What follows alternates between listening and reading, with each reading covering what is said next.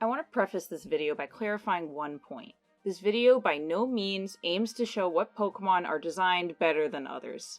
We're discussing art design at the end of the day, and I don't want to get someone's pants in a knot saying that Incineroar is a better design than Charizard. While we can keep some sort of objectivity in evaluating how the human mind reads design and what it communicates to us, we can't definitively say what designs are better.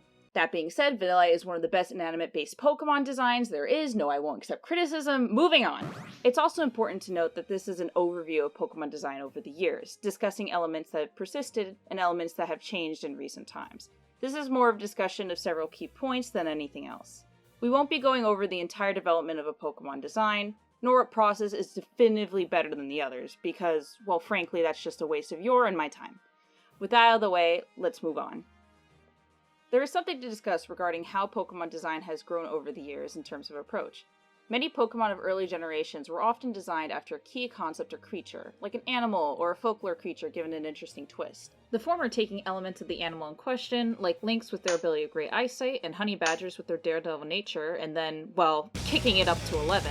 And then there are other Pokemon, like Ludicolo, that take from culture and folklore, say a Japanese Kappa, and do...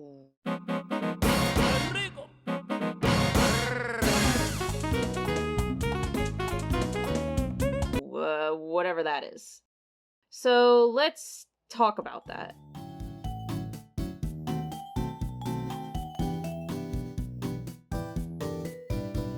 An important thing to consider when talking about Pokemon design is acknowledging how long these characters have persisted in the general cultural limelight.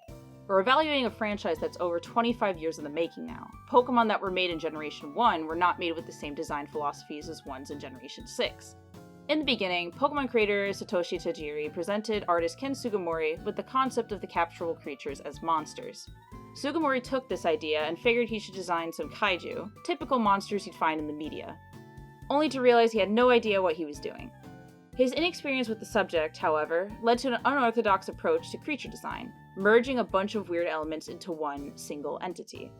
Those monsters, or kaiju, as awkward as they were in creation, were the basis of how core Pokemon design would be developed. Beyond being monsters, Ken Sugimori wanted Pokemon to be more like heroes and allies, friends that would be on your side and live alongside humans. That is the vision Sugimori brought to his designs. This idea would continue to be present in Pokemon to this very day. If you want to learn more, I highly recommend checking out Game Informer's video with James Turner from 2019. It goes over this exact idea, plus a few other details regarding Pokemon design's development. Regardless, allow me to use a well-known Pokemon as an example. Here comes the Bulbasaur. Now, if I were to ask you to say what Bulbasaur is, how would you describe this thing? It looks like a frog, but it has some reptilian features in its claws and teeth, a big plant bulb on its back, and cat ears? It's reptilian, it's amphibian, it's plantillian, but most of all, it takes all these disparate ideas and pulls them together into a cohesive whole, unconventional as it may seem. And that's the key thing here, cohesion. Even the most contrasting design elements in a Pokemon do not feel stitched together, but instead blended to make the creature feel more grounded. One of the main elements in Bulbasaur's design is taken from frogs, but it blends in more monstrous aspects and plant life into the design to make a weird, yet appealing design. Bulbasaur encapsulates a lot of what made Ken Sugimori's early kaiju designs down to its name, Fushigi Dane, a pun on "it's strange, isn't it?" And I think that describes a lot of our beloved Kanto Pokemon well, no?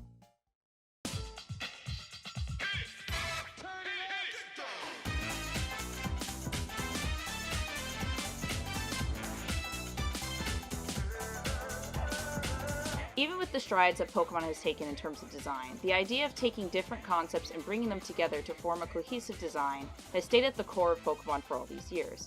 It's an essential part of what makes Pokemon, well, feel like Pokemon. Early generations like Gen 1 focused more on blending weird and various design elements together in their creatures, but over time, the elements that they put together were more unified in concept. So in more recent generations, you get Pokemon like Golisopod, where they take the aquatic animal, the isopod, and connect the hardy carapace of its body to the armor of a samurai. And then bada bing, bada boom, open the oven, you got a Pokemon. Of course, don't take my examples as saying that it's easy. Design sounds way simpler than it actually is. It's not as easy as throwing ideas into a blender and you're done. You still need to make sure that those ideas go together seamlessly, like Vaporeon having whiskers that take the shape of fins, or Talonflame having the common characteristics of falcons, but having things like the tail feathers appear like the fletching of an arrow. It's cleverness on top of uniqueness, guys. Not every amalgamation of animals or plants is going to cut it as a Pokemon. Now, something that I have seen people have some issue with is the following. Why do so many Pokemon feel human? Which, honestly, is a genuine thing to dislike about a Pokemon design.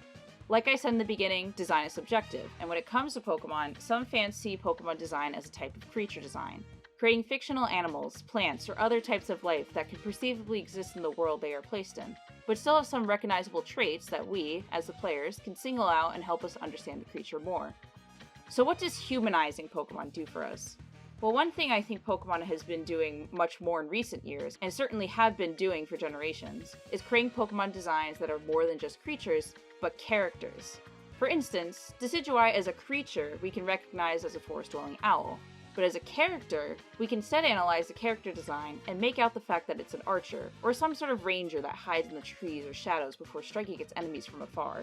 But think back on that point. What do we think when we see Decidueye? Archer. Archer isn't something we get from creature design, but it's something we get from its character design.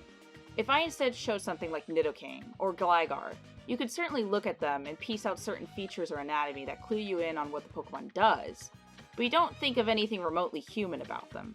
Now, of course, Pokemon has had designs that had human elements way back to Gen 1. This isn't a new development. Decidueye certainly isn't human when you look at it, and we all understand this. So why do these designs communicate such information? Well, these kinds of Pokemon designs are based on something else we as humans can recognize: archetypes. Now, an archetype is simply some sort of figure or character trope that is recognizable through culture and media. Think of the Kalistars, for instance. Commonly, a lot of fans know these three as standard RPG classes: Knight, Mage, and Rogue. These two are archetypes. This is why we can look at Chestnut, recognize it as something similar to a Knight and a Paladin, and be able to understand that this thing is bulky or defensive, which not only reflects in its gameplay, but in how the Pokemon's actual anatomy and behavior work. I use this sort of term, archetypal design, to describe this phenomenon since it summarizes a lot of what we now see, not just in the video games, but in all forms of the franchise's media. Pokemon design has evolved past the point of just creating monsters. As the franchise it is now, Pokemon pushes beyond just the creature design and finds a way to make the monsters unique, likable, and have personality. One of the best ways to make people get attached to a design is not just to make it look cool, cute, or weird, but to make it have some sort of character or charm that can pull people towards them. I'm going to go through a few quick examples of Pokemon designs, so I want you to pay attention and look at the archetypes at play here. The lights. Wrong lights! Thank you. Tyrantrum is a big Tyrannosaurus Rex with parts of its body that make it look like an actual king, and that mixed with its vicious and cruel nature creates a character that is really cool. Honchkrow is the cool, controlling leader of a murder of Murkrows, delegating them tasks and punishing any misdemeanor it observes. That behavior mixed with its nice feathered fedora and neck plumage gives the impression of a mafia or yakuza boss that sells the design even more. Scrafty is a punk all the way from its mohawk crest to the saggy, shedded skin it totes around like baggy pants. Its ruffian-like nature and design help communicate its typing, but also gives it a ton of personality. Grapploct takes advantage of an octopus's flexibility to add to its fighting type, but also uses inspiration from wrestling in its patterns and positioning of its limbs to show that off in an even greater extent. Even if you did not like the Pokemon specifically in one of those examples, I'm sure at least you can see how it takes human characteristics that we know and blends it into design to make it even better. Archetypes help breed even more diversity into character design, and while there are certainly ways that they become cliché or poorly done, if proper care is taken, an artist can create a Pokemon design that is very special. Pokemon is made to have something for everyone. Maybe you really don't have a need for a James Bond-inspired chameleon, and well, yeah, that's completely understandable if you do not like it for that reason. And that same line of thinking though, there probably is some Pokemon fan out there that really likes spy films and might like Inteleon for paying homage to that genre. But here's the thing, even if a Pokemon is created to represent a particular archetype, that should not be the thing that takes away from the Pokemon as a whole. I use this example with extreme caution because I know a lot of people also do not enjoy this Pokemon, but Incineroar. It's based on a wrestler archetype, most specifically a heel. Incineroar is obviously based on a tiger and takes those attributes throughout its entire design, but it uses the archetype of a heel and the human characteristics that come with it and uses it to its advantage. Incineroar takes the aggressive, cocky, and flashy personality of its wrestling inspiration wholeheartedly in the way it acts and moves, and it's just so fun to watch. Its character makes Incineroar more than just some simple creature and creates something tangible that we can connect to, whether that's out of like or dislike. So yes, maybe more Pokemon have felt too human nowadays, but as long as those elements are to the advantage of the design, I think it's something to be valued in Pokemon's design evolution overall, rather than hated. For now, these are all the points I wish to discuss. Of course, please remember that while more character-based and archetypal design in Pokemon has expanded the level of creativity we see, that does not disregard the amount of value simple creature design has in the franchise as well. In a series as huge as this, both types of design have merit, and I hope as the series goes on, we will see a proper balance of different design philosophies under the gigantic umbrella that is Pokemon design.